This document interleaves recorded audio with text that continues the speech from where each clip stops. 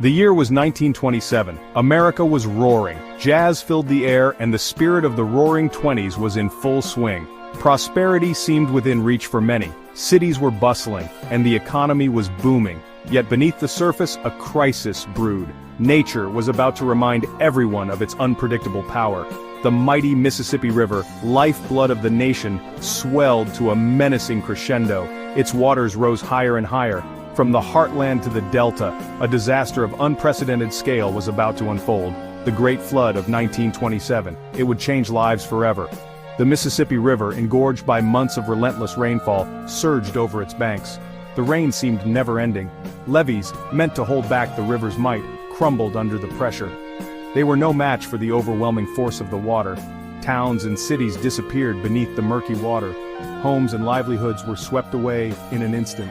The floodwaters spread like an inland sea, engulfing an area larger than England, Scotland, and Wales combined. The scale of the devastation was unimaginable.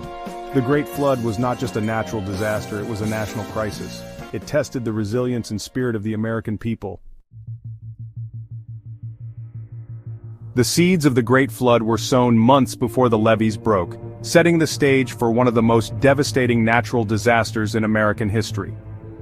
An unusually wet autumn in 1926 saturated the ground across the Mississippi River basin, leaving the soil unable to absorb any more water.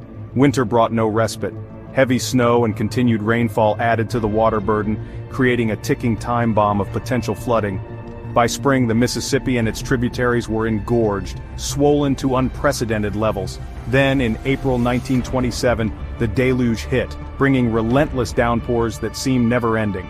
Torrential rains lashed the already saturated ground, pushing the river system beyond its breaking point. The Mississippi, unable to contain the sheer volume of water, breached its banks, unleashing chaos. The levees, hastily built and poorly maintained, offered little resistance against the overwhelming force of the water. One by one they gave way, unleashing the full fury of the river upon the unsuspecting populace, who were caught off guard by the sudden disaster. The flood's impact was staggering, leaving a trail of destruction in its wake. An estimated 700,000 people were displaced from their homes, forced to seek refuge wherever they could. Over 27,000 square miles of land vanished beneath the floodwaters, transforming the landscape into a vast, watery wasteland. The economic cost was immense, exceeding $1 billion in 1927 dollars, a sum equivalent to tens of billions today, crippling the region's economy. The Great Flood was a stark reminder of the raw power of nature and the vulnerability of human infrastructure, a lesson that still resonates today. The flood's impact was most devastating in the South. In Mississippi, the floodwaters inundated 16,000 square miles, displacing nearly the entire population of the Mississippi Delta. African Americans, who made up a significant portion of the Delta's sharecroppers, were particularly hard hit.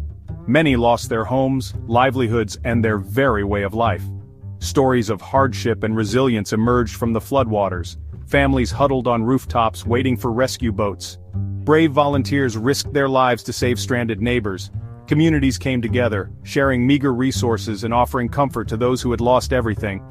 Yet the scars of the flood ran deep, etching themselves onto the landscape and the psyche of the nation. The scale of the disaster demanded a national response.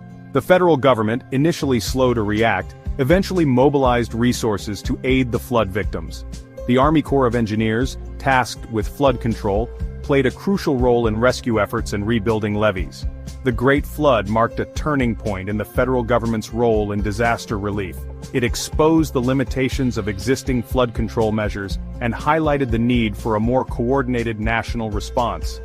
This experience paved the way for the creation of the Federal Emergency Management Agency, or FEMA, in 1979, a testament to the flood's lasting impact on disaster management in the United States.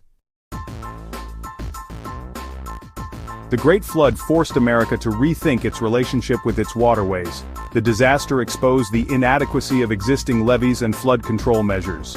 In the aftermath, the Army Corps of Engineers embarked on an ambitious project to strengthen and raise levees along the Mississippi River. This marked a significant shift towards large-scale engineered solutions for flood control. The flood also prompted changes in policy. The Flood Control Act of 1928 authorized the Army Corps of Engineers to implement a comprehensive flood control plan for the Mississippi River Basin.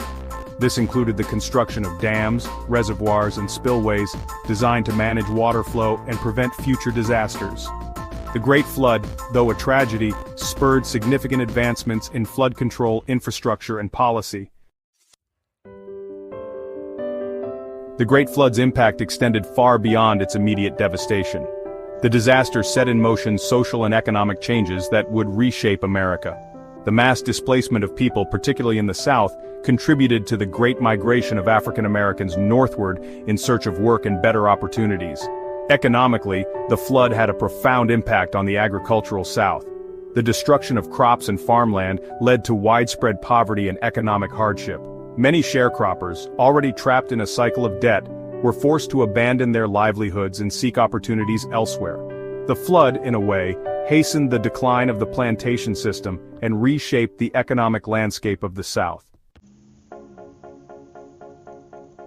The Great Flood of 1927 stands as a pivotal moment in American history.